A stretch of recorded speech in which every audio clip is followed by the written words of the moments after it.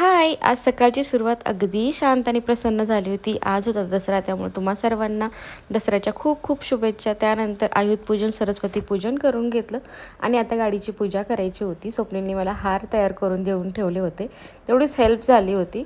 त्यानंतर छान अशी साडी घातली, मेकअप केला आणि त्यानंतर जे आहे ना गाडीची पूजा करून घेतली. सोसायटीमध्ये सुद्धा देवी बसलेली होती, तर तिथे जाऊन तिथं दर्शन केलं, तिचीही पूजा केली आणि घरी आल्यानंतर नाही का छान असं जेवण केलं. डाळ, भात, पापड, लोणचं आणि शिरा असं साधंसंच पण अगदी रुचकर असं जेवण केलं. त्यानंतर आम्हाला जायचं होतं आज गॅस खरेदी करण्यासाठी, कारण माझा अगोदरचा गॅस जो आहे खराब झाला होता आणि आज स्वतःचे तिन्हीसुद्धा पाय तुटले आणि ते अगदी खालून कुजल्यासारखं झालेले आणि तिथे पायसुद्धा बसवता येत नव्हते.